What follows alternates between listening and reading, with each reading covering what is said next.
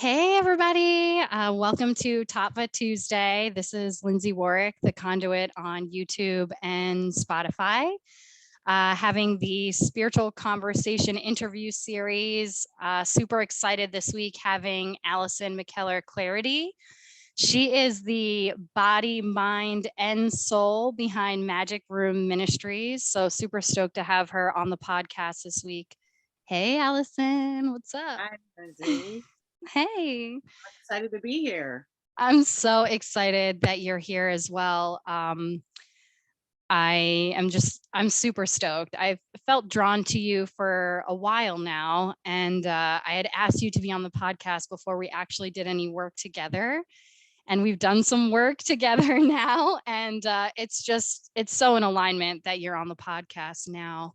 Super excited to hear all the things that you have to share with us. So tell us how you got on your spiritual journey. Like, how did you get on the spiritual path? I know. If I can remember that far back, I actually sprang forth from the womb talking about my past lives. I believe it.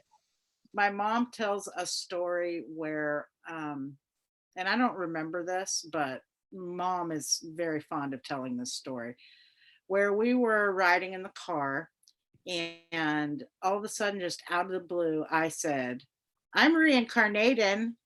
And she said, You're what? And so I said it again. And she goes, Who told you that? And I said, Nobody. I just know. And, you know, I remembered a lot of my past lives as a kid. I also remember choosing my parent. That I actually do remember. This is not me remembering through my mom telling a story. I remember choosing my parents. And luckily I had a mom that she didn't freak out because I described a bedroom in a house that I had never lived in, that where I was conceived. And you know, luckily, like I said, luckily she didn't try to squash it or freak out or make me feel weird about any of that stuff. So it's just kind of been like that my whole life, you know. And things happened where, like when I was a kid, I had a recurring dream of the last time I died. Yeah. And Wow. I dreamed that dream every night for probably about 3 years. I knew I was in Colorado. I knew that I was with my college roommate. I knew that we were going home. We were in a yellow Volkswagen Beetle with skis on the back, little ski racks on the back, and we drove off the cliff. Oh. I've never tried to corroborate that because I know it so much in the depths of me that I never really felt compelled to like look that up. Did two young girls die in a crash off the side of a mountain and call, like how would you even really find that out? So I never really tried to corroborate that, but that was another thing that happened when I was a kid. And then I don't know, my mom was really cool. When I was little, she did this thing where we went to a different church every week, a different kind of church.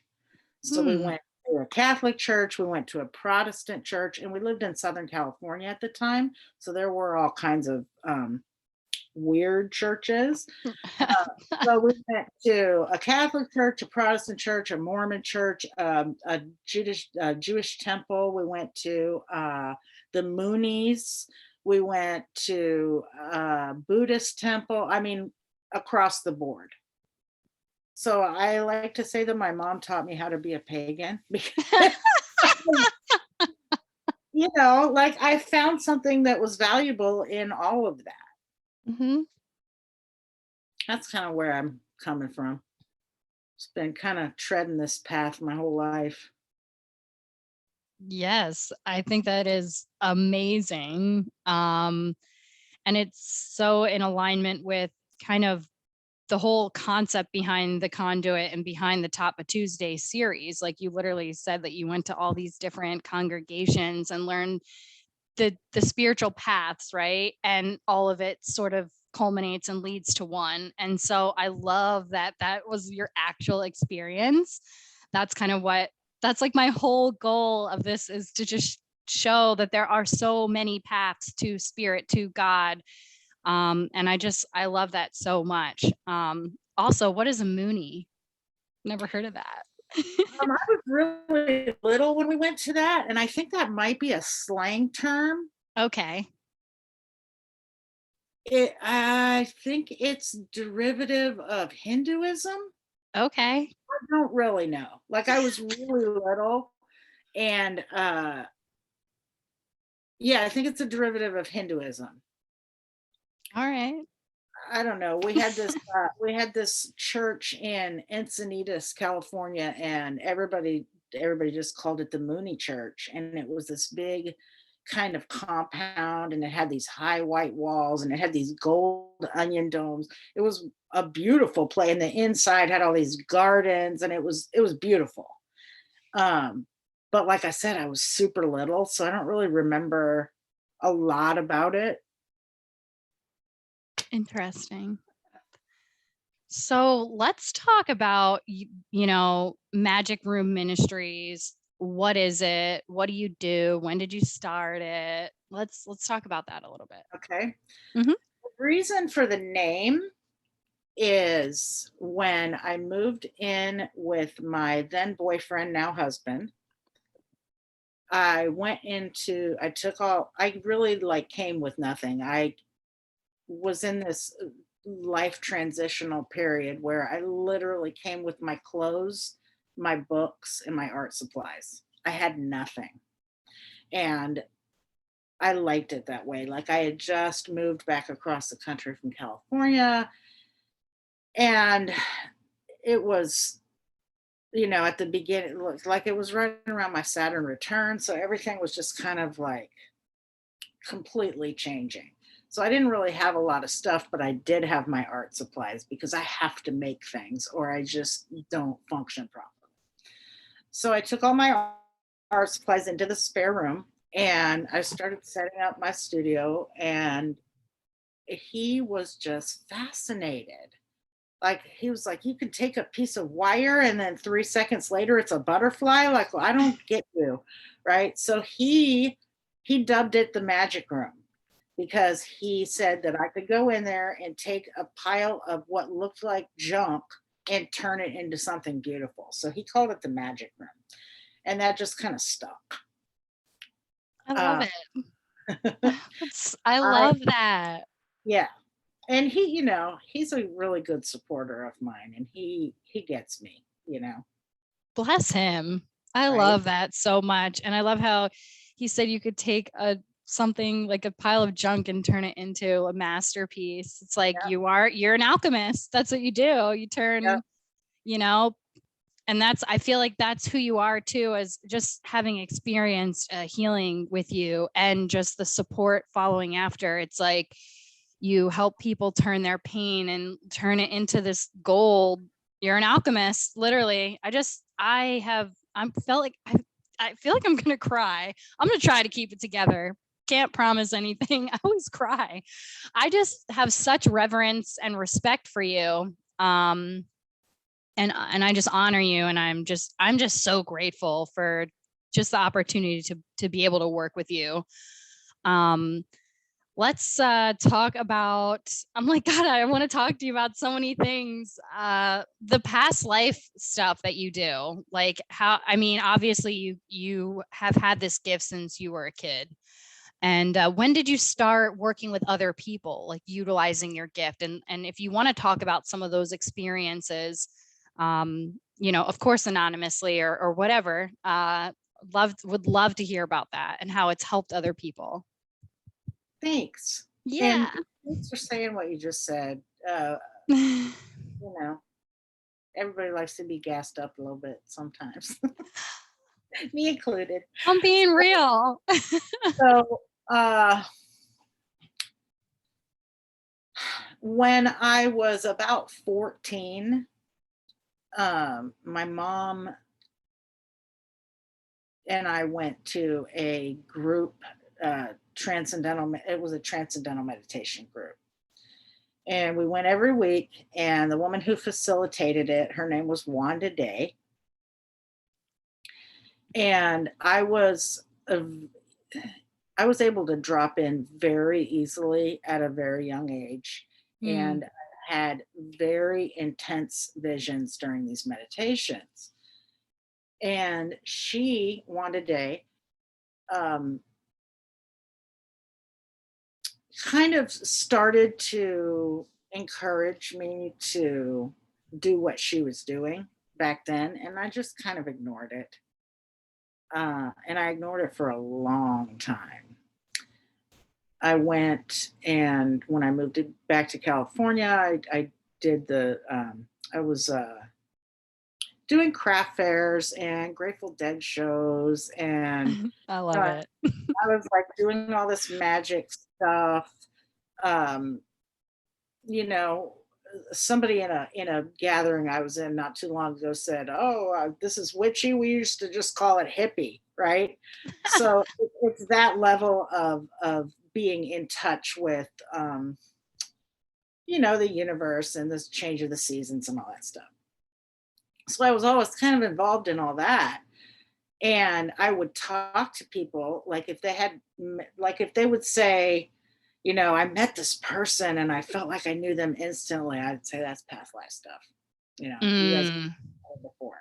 Or, oh, I went to this place and I felt like I knew what was there. And, I was, very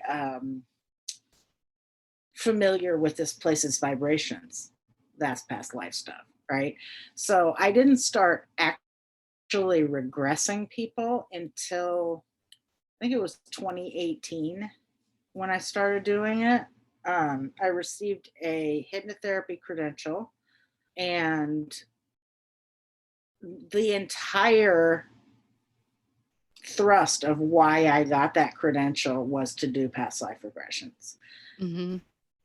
I feel like people need somebody that gets it, need somebody that has memories, need somebody that will tell them that they're not crazy, right? Yeah. And that's me, right? I'm going to Yeah. tell you you're not crazy because I remember stuff too.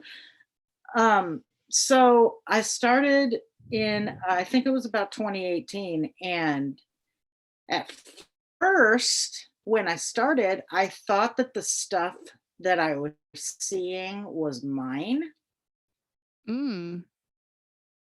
but none of it really like resonated in my body at all. But I was just kind of denying that I was seeing other people's stuff, like the client stuff. So how it has evolved, I've begun to trust myself. And now when I do a regression, and I'm not going to say always, because the minute I say always, the next client's going to come to me and I won't get anything, right? Yeah. Most of the time when I do a regression with somebody, while there will be places during the session where I'm quiet and they're just in their head doing the heavy lifting, if you will. And during those times, I'm getting all this information. I'm getting a lot of information, and it's very detailed. And I've learned to trust it, and I've learned to understand that it does belong to the client and not me. And generally after the session, when I've pulled them back up out of trance state and we begin to deconstruct what happened, I listen to what they got and we look at what they got and we go over the symbolism of what they got. And then I tell them what I got and we go over that symbolism. And it always, and I will say always on this, it always just goes like this. It does. It Into a really very does. coherent. So it's been very interesting, and I love to do a past life regression. Like that's one of my favorite things to do. Yeah. So I feel like if we have repeating behavioral patterns that we can't kick, if we don't understand why we react to something the way that we do, because it doesn't make any logical sense, if we, are afraid of heights for no reason, if we, don't like shellfish, like a lot of stuff can relate to stuff that happened in past lives.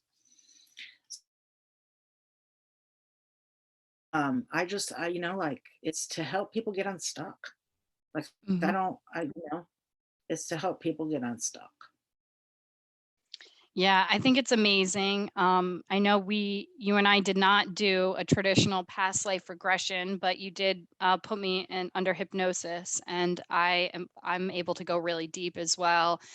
And I don't want to share too much about my personal details on here, but I will say that it was so profound, transformative, and just incredible, and has helped me so much. And of course, when you got me out of the trance state and we compared experiences, it Yeah. just aligned, and I cried. And and I'm still, doing the work on that. But you as a facilitator and just the support system after the healing as well, I think it's just been so profound. And I highly recommend, if you're listening or watching and you're feeling this in your body, like, oh, I want to do that, or that sounds like something I might need, I highly recommend Alyson.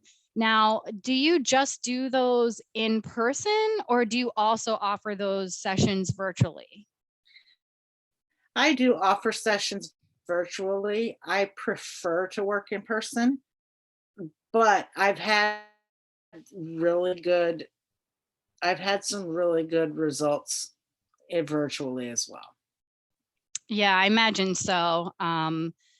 Because I'm amazed. I can't wait to continue to work with you. And it's just been it's like an uncovering, and it's been helping me get unstuck.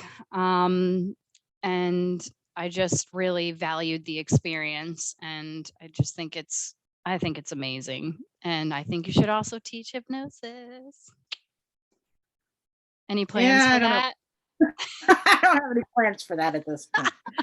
If I could put one more hat on my head, I wouldn't even, I don't even know how that would work. I'm wearing a lot of hats at this point. I get it. I get it. Well, I guess sort of in alignment with past lives and the healing that I had a lot to do with a soul contract that I'm working through. Let's talk about soul contracts. Whew, that's a big subject. Ooh, let's just lightly talk about soul contracts, girl. Just light. So, and I had somebody not too long ago tell me that I need to dumb it down, because I kind of, and I don't like that term, but you get Yeah. the point of what she was trying to say. I think that everybody knows all the stuff that I know, and it's not true. Like I feel like everybody knows that we choose the path that we're supposed to walk in any given lifetime. And people don't all know that. Uh, so before we inhabit a body, we meet with our council, our angels, our ancestors, our guides, any ascended masters who want in on the action, and make a plan for what we need to do in any given lifetime for the soul's highest progression. And so there are all these other souls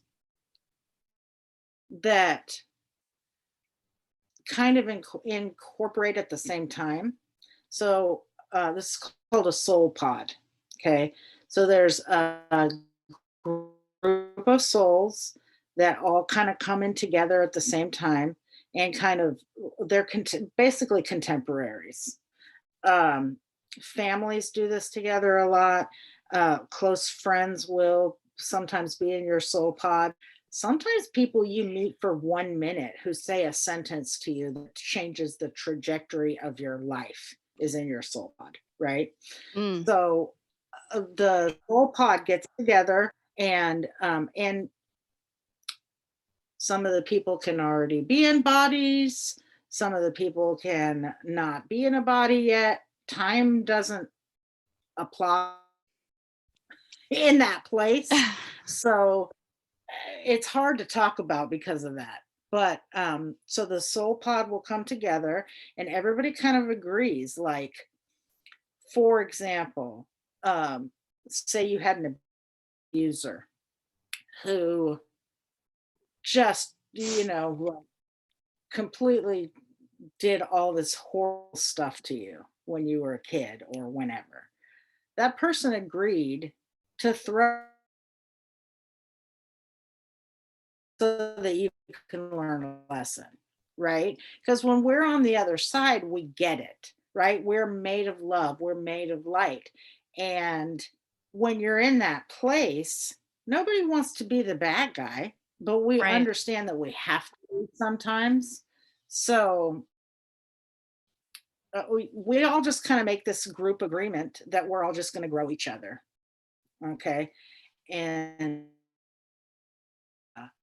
so the agreement between individuals is called a soul contract. You can have a soul contract with your mother. Obviously, you do, right? That's going to be one of the most intense ones, the close family. With lovers, those always grow us a whole lot too. With uh, like I said, the person that you meet who says that one word to you, right? So, the soul contract is a very big subject, and um, we all enter into these things willingly because we know that we have to go through it all to get home, right? The whole goal is to go home, right? So, because source is everything, light and shadow, and Mm, everything, every gray in between, we have to experience every single aspect of humanity to get our wings, if you will, to pass the test, to graduate. Okay. So we have to be the midwife. It's just what in any given lifetime you're here to learn. So I don't know. I don't know. I don't know what yeah. else to say about that. I mean, I agree. Those are my beliefs as well. For me, what's challenging, and maybe you can talk about this, is I understand in the 5D, right, in the higher levels of consciousness, that these people that hurt us have said, up there, over there, wherever this happens, right, before we come into this physical form, they're like, I'm going to throw myself under the bus for you. I'm going to do all this horrible shit to you so you can ascend and you can grow. And I just got chills even saying that. Mhm. But what's hard for me and I don't know if this is my ego or what, maybe you can help me decipher this. But for me, then it becomes hard to, like, okay, if they love me so much in the 5D and that they've thrown themselves under the bus, then, like, why isn't this working in this reality? And also, how does somebody, like, create and maintain a boundary there? Does that even, I don't even know if this English is working to get out what I'm trying to ask you, if that I, even makes sense. because we've worked together, I know exactly what you're saying. Thank you, Alyson. Uh, Explain to the people, because I'm like, blah, blah, blah, English. Understanding that somebody threw themselves under the bus for you, just to use those words again, Mm-hmm. And understanding it with your mind and your spirit is one thing. Understanding it with your body is something completely different. Okay. Mhm. Until we get it through our thick skulls that the bad stuff is growing us, our body's not going to get it. And everything we do on this dimension, on this planet, has to be understood by the body before we can move on. Hmm. Your mind can understand something 100%, but until your body gets it, you're not going to get past it. I can't remember what the second part of the question was. I guess it's like if you can comprehend that this person did this and it's really coming from a high level of love, how do we still maintain like a boundary? Like, okay, that I know in the higher realms you love me, but you cannot be in my life in this realm.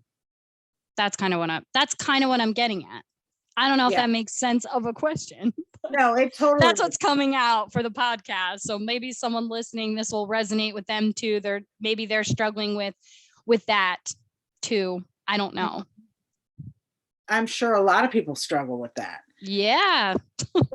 It's hard to know when you've gotten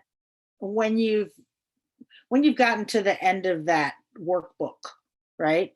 So once you understand intellectually that you've gotten to the end of this lesson, then it's time for you to start training your body to understand it. Mm.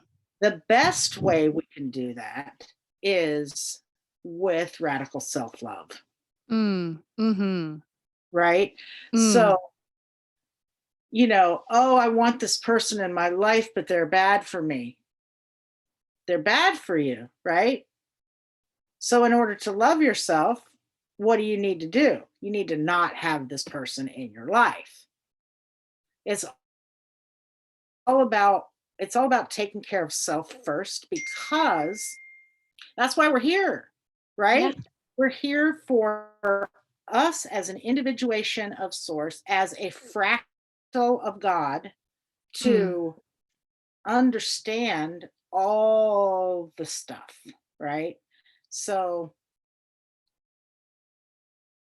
and everything is about love. It's all the universal frequency is love.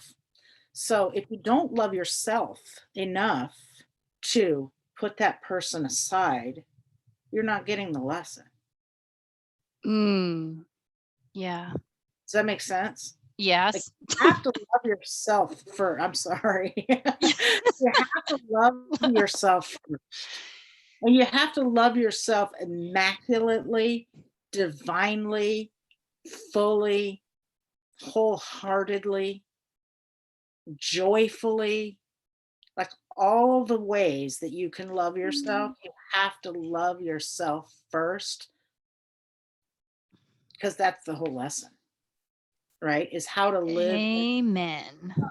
Right? How to live in unconditional love. Yeah. That's definitely, of course, you already know, but that's definitely where I'm at in my journey. And I know you've shared some things about your own journey with that. And then, you just poured all that love back into yourself that you were pouring into another relationship. And then it kind of led to the beautiful relationship that you have now. So, and I've been, how everything is energy and frequency and vibration. I keep finding these different like talks on Instagram or Facebook. It just keeps popping up, and it's like, I love myself. And now I'm in this divine sacred union. And that's literally where I'm at. I'm trying to be in union with myself. Unioning. That's not a word. Aligning. Huh? It is now. just becoming more in alignment with my divine feminine and my own divine masculine, right? And then just being in that and loving myself and pouring all that back into myself. So I think it's really important that you shared that. I think it's amazing. And just watching other people like you and just these even the randoms that pop up on my like social media, they're expanders for me. They show me that I'm in alignment, I'm on the path. So I think that's really great. And when you talk about radical self-love, we're not just talking about bubble baths and like spa treatments, right? Let's like tell us about what it means, more of what it means. Something that I got a hit while you were talking. Ooh, girl.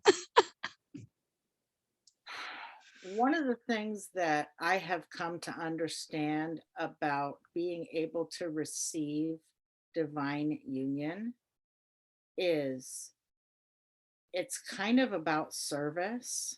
Mm.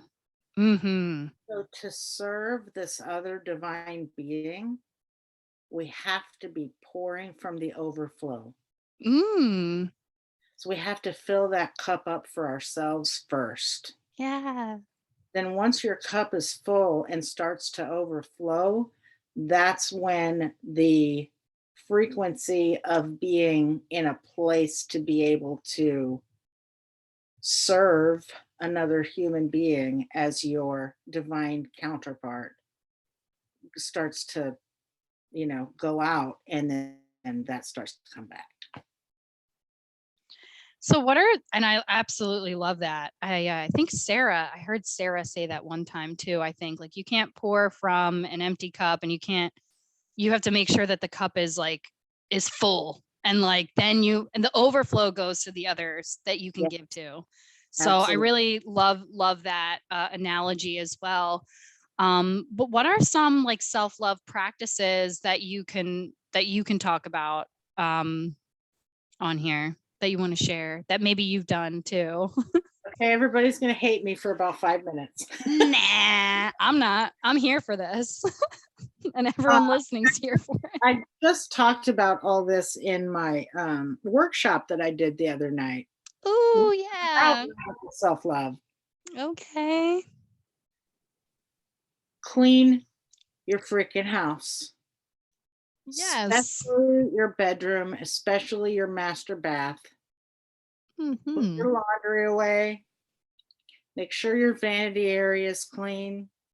Give yourself a beautiful clean shower or tub. All these things. It sounds like work, right? Guess what? It is. Mm-hmm. But you have to serve yourself before you can serve anyone else, right? Plus, all those things are opportunities to weave magical intent into your life, right? So, like, you're making your bed. As I put my pillow down, I set the intent that I am going to get restful sleep and remember my dreams, right?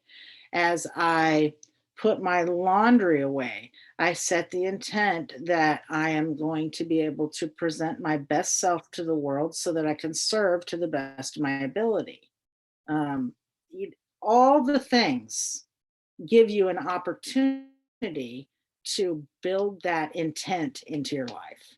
And the more intent you can build into your life, the higher your signal gets to the universe of what you want your life to look like. It's just that simple. So everything you do can be an act of self love if you do Mm. it with mindfulness and the right intent, if that makes sense. Oh, it makes sense. I love that. I listened to this. I don't know if you listen to Matt Kahn or if you're familiar with Matt Kahn.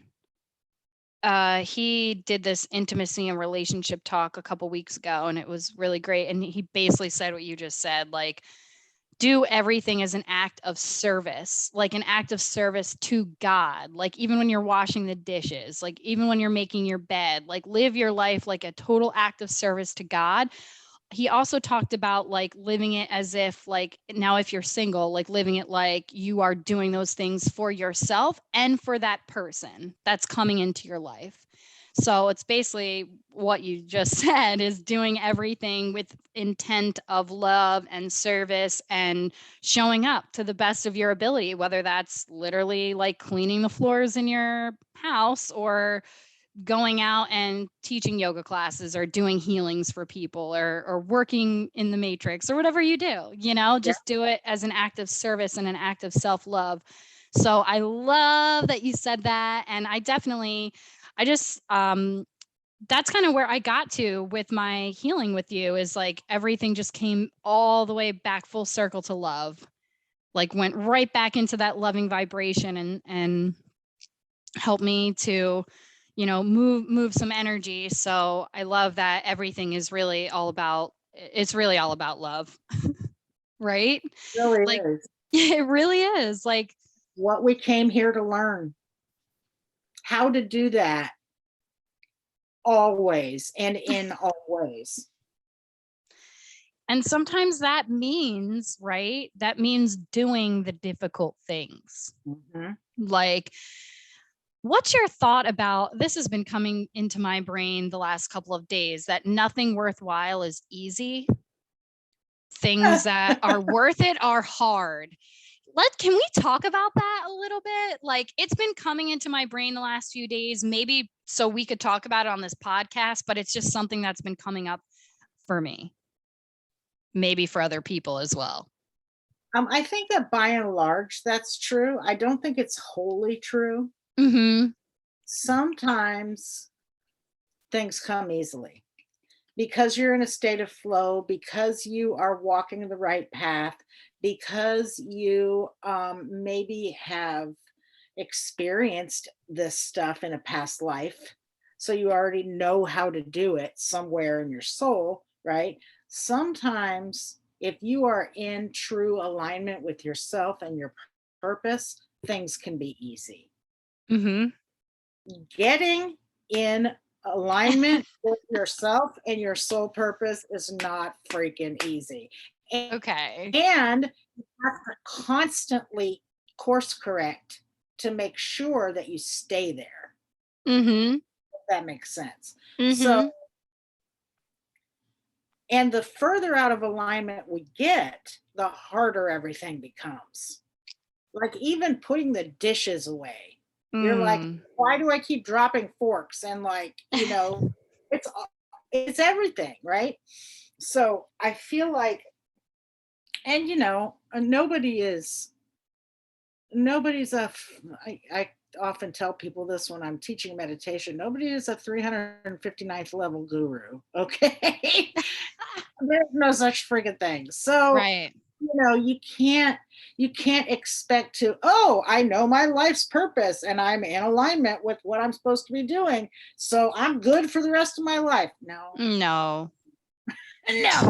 Because what's going to happen is the minute you start thinking like that, somebody's going to come along and say something completely innocuous to you, and you're going to take it completely the wrong way and stray off of your path because of somebody else's influence, and they weren't even trying to influence you. Right? Mm-hmm. It's all about continuing and deepening the lessons that we're supposed to learn, and making ourselves better every day. Yeah. So, yes, good things are hard because the good things come when we get into alignment, and getting into alignment is hard. Yeah.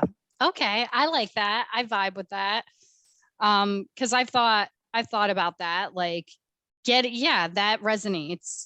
Like getting into alignment can be hard, but once you're in alignment, you're in your center of attraction, you're in your vibration. So you're gonna bring those things in, which at that point it can be easy. You know what I mean? Well, yeah, relative. It's all relative, but yeah, absolutely. So talking about soul contracts and lessons and people and all that, what about this idea of everybody being a mirror? I know I'm throwing these light questions out for Tattva Tuesday today, but I know you can handle it. Everybody is your mirror. Yeah. Everybody is your mirror. I'm going to tell you a story Tell us. about I was living in an artist collective. I freaking love you, by the way. I love you too. Like Grateful Dead shows, artist collective. Like, no wonder I love you. Fairy. You're a fairy. I'm a freaking. You are.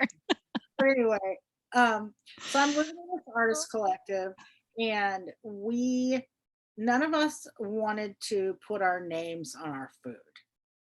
So we all pitched in, because that just gets stupid and gross. It doesn't feel good, right? When you ate my peanuts, or you know what I mean? Yeah. So, and there were sometimes 5, sometimes 7 of us, depending on how rich the core people felt and if we needed to rent out those other rooms. So we all put a certain amount of money in the kitty every month, and we grocery shopped communally. And then we would we often probably ate dinner together more than a lot of families did. Mm-hmm. We would eat dinner together probably 5 nights a week. And everybody just ate what they wanted, and it was all good. And nobody had to fight about the food, and nobody had to freak out, whatever. And there's a slush fund in case we run out of milk, and you know. So I was in this place where I was really looking at that mirror concept. Right? Ooh, yeah. Let's talk about it. I was, okay, so if somebody did something that pissed me off, all right, what is it in me that I don't like about myself that mirrors what that person did to piss me off? And I was deep in it. I was, it was like I said, right around that Saturn return. I was really deep in this concept, and I was practicing every day, like every single person that I came across that rubbed me any type the wrong way, I would dig into that shit, right? Sorry. Mm-hmm. No apologies needed. Okay, cool, thanks. So I had done the grocery shopping, and I had picked up this big bright apricots from Trader Joe's. It was probably a couple of pounds. And I went looking for them like the next day or something, and I couldn't find them. And I was like, all right, so we had this one roommate named Marcus, and he was a web designer, and he would work all night and sleep all day. And it was the middle of the afternoon, and I was like, I bet you $5 if I walk into Marcus's room, these apricots are going to be right next to his computer because he took them in there and forgot to bring them back out here. Mm-hmm. So I go in there, and the package is there, and the apricots are completely gone. This was like 2 days later, and it was like a lot of apricots. And I got pissed. Not because the apricots were gone, but because I was like, this MRFer probably sat next to this computer and just mindlessly ate all of these apricots. And he didn't even enjoy them. And he just mindlessly ate them. And I was getting pissed. And then I was like, okay, hold up.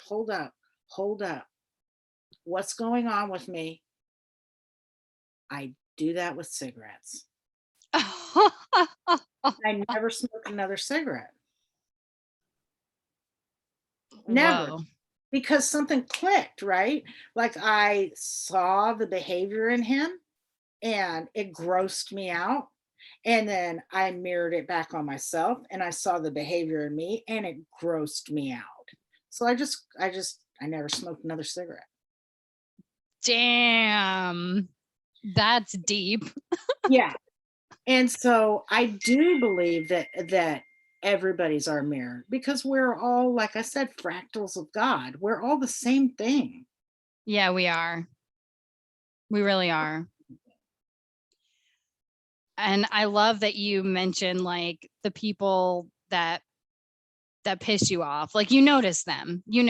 Of course, you notice the ones that love you, whatever. But this whole concept, I could walk into a room and 99 people, they love me, but one person doesn't like me. So I'm going to focus in on that. And I've also, the last couple days, have been noticing, and what's been coming to me is like noticing my triggers and then flipping it, like what's going on with me. And I keep coming to this statement of the triggers are the teachers. And how can I look at these people or situations that trigger me with unconditional love and less judgment and just more understanding and acceptance, and always flipping it back on me, which can be really hard, right? Because if someone is being really awful to you or triggering you really bad, and then you also think about that whole mirroring concept, it's like, does that mean that I'm that bad as well? Like I've personally gotten caught up in that type of a belief system with the mirroring, and also by listening to Abraham Hicks, the law of attraction says, you attract what you are, essentially, right? Yep. And that is a hard pill to swallow sometimes if you are in relationships, and I don't mean just romantic, I mean any relationship. Right. Everything is a relationship, right? If you think about it, everything is a relationship. So if you're having this experience and it's unpleasant, you have to look at you. Mm-hmm. Like it all comes back to you, Mm-hmm. which can be really difficult sometimes, right? Yep. I used to draw cartoons, like comic strips. Oh, I just love it. I just love your life. One of the things that uh, one of the things about drawing comics is you can get a lot of information across with very simple lines, right? Mm-hmm. You can change somebody from happy to angry with eyebrows that go like this, right? Mm-hmm. So if you can distill these things down to those simple lines, it's easier to define what it is in yourself. Like with Marcus and the apricots, it wasn't that he ate the apricots, it was the idea of mindless consumption, right? Mm. To be able to pull these simple concepts out of convoluted situations, it's easier to then take that simple concept and look inside yourself and see what do I do that's mindless consumption, Mm. right? Yes. How would somebody get to those simple lines in a situation? Introspection, studying human nature. If people need help, to run it by your friends, like, look, this Mm-hmm. person did something and it really rubbed me the wrong way and I cannot figure out why. Like, why did him eating the apricots piss me off so much? It wasn't the $5, because I mean, who cares about $5, right? Mm-hmm. And it wasn't the fact that I couldn't have any apricots. Like, to help me understand what that was, you know? Mm-hmm. The court system will help you, Yeah, try to figure absolutely. out how to distill these concepts down into something that you can easily chew on. Yeah, I find that the things that trigger and bother me are usually things that I have done, that I've grown past, that I can recognize, or things that I do that spirit is mirroring back to me, like you do this is annoying to you. So it's always a teaching moment, or sometimes the mirror could be mirroring what you're allowing and what you're accepting and your level of self-worth. Especially if we go back to the, the abuser scenario, I'm allowing that to happen, and it's mirroring to me the amount of self-worth that I don't have or have. Yeah. Right? Yes. Yep. Okay. It's so hard. These are such deep concepts. It's so hard sometimes to get it through the throat chakra, like to get it out in English that makes sense. You know what I mean? I do. What I mean? I absolutely do. It's all here. It's coming down, but I'm like, well, how do I get it out that makes sense? Like, I guess dumbing it down, like you said before, which I don't like that term either, but that's exactly it, right? There's so much depth to this, but there's also so much simplicity to it as well. It's like the nature of life. So when we still become triggered by things that we used to do, what do we do?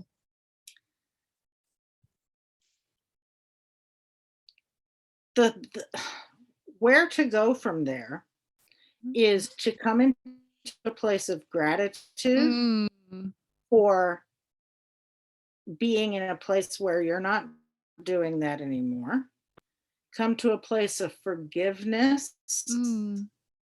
for yourself, again with that radical self-love. Forgive yourself for having engaged in those practices, and then also come into a place of compassion for the other person, because that's where they still are. Yes. So if you can do the gratitude, forgiveness, compassion thing, the trigger will go away. Yes. So, and that being said, let's say this person that's triggering you is someone that you're close with. Do you keep them in your life, or like back to that boundary thing again? And I don't know why we're here today, but we're here. Hope you're good with it. But it's like, is it in alignment? It's like, yeah, the whole boundary thing again. Somebody that's triggering you, like, do you keep them around? What do you do? All right, I'm the first person to admit that I do not have all the answers. Okay. Here's where I'm at currently with that exact situation. My mom has gotten so negative in her old age. It's unreal. Like, for example, we went to go pick up a prescription the other day, and the line at the drive-thru was super duper long. And I was like, we're going to come back after we go to the grocery store. She goes, it'll just be as long then. And I was like, or there could be nobody, And so I'm in this place with her where, and she and I just talked about this a couple of days ago. I don't know how to navigate this myself. Like, I am trying to hold a boundary against that negative energy, because I can't let that into my field. Right. I can't disown my mom. I'm the only one who can take care of her. Right. And so I've kind of checked out on some level, which is not cool. But I also don't know how to keep that boundary and engage at the same time. So that's might be a question for when you have a therapist or a counselor on. I don't know if I have one of those coming up, but if anyone out there is listening and is a therapist or a counselor and you want to come on here and talk about that, let's do it. You should probably reach out to Vanessa Parrish. I've been thinking about her lately. Okay, Vanessa, if you're listening, actually, I'm going to message you after this because I've been thinking about her. I'm so glad that you said that. I would love to have her on here.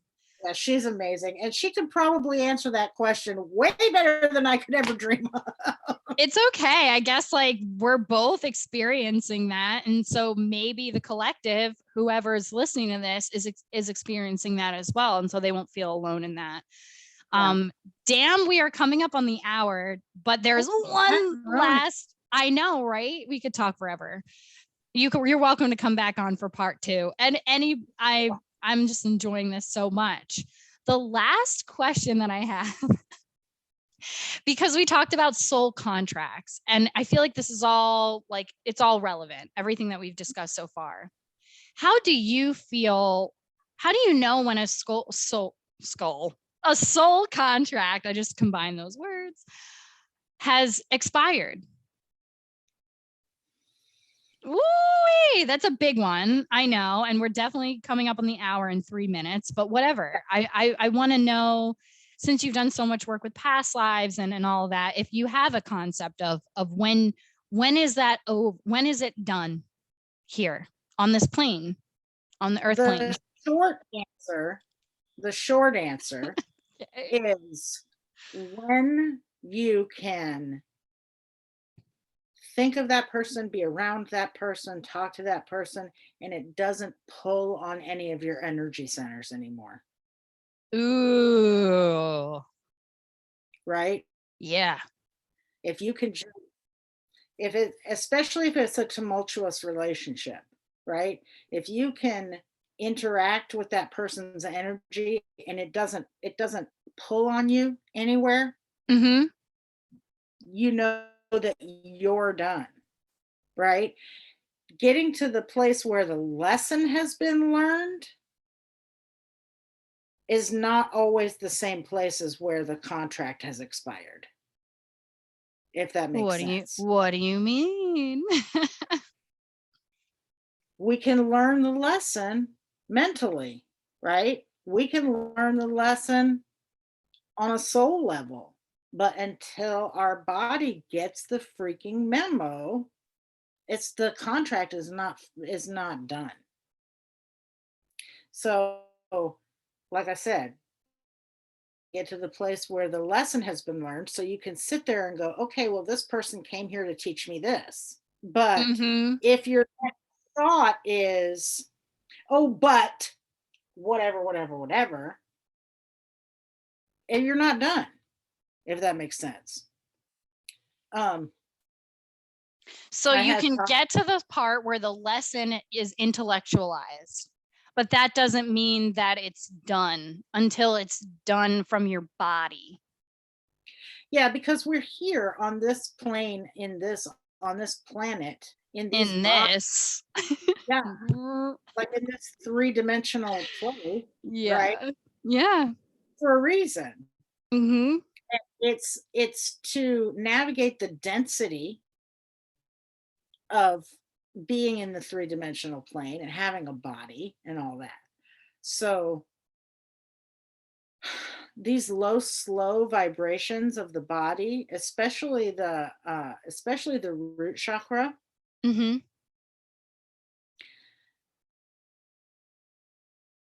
your crown and your third eye and your throat have a pretty high oscillation. Yeah. Your heart has a pretty high oscillation. Once you start getting down into the solar plexus, the sacral, and the root, that oscillation becomes lower and slower. So your mind can get the message because it's already there, right? But your lower chakras are taking a longer time to get there, if that makes sense. Does that make sense? Yes, it makes sense. It does make sense. And also, maybe they're just, it's all good, right? Like there isn't necessarily a timeline on grief or on any of it.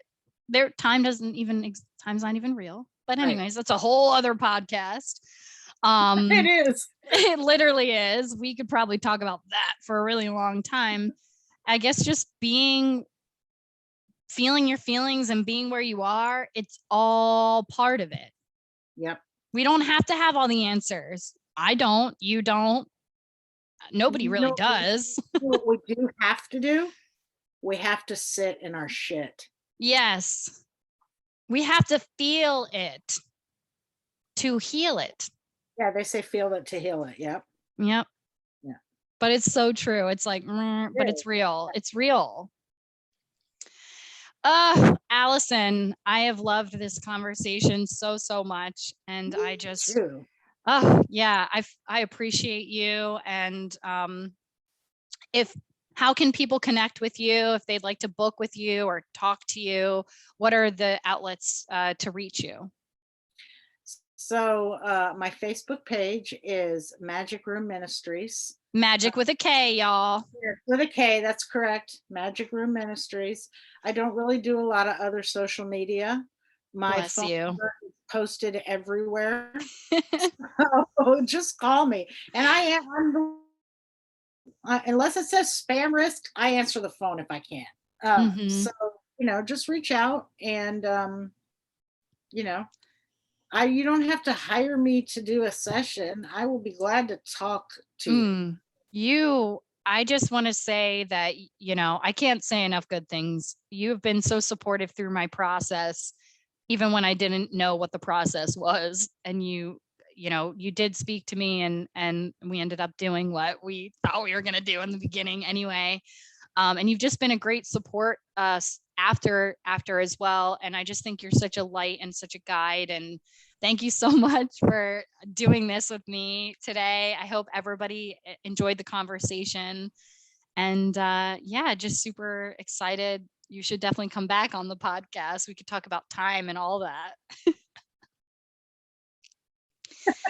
Right? I'd love that. Yes. So thank you everybody so much for listening. Oh yeah, absolutely.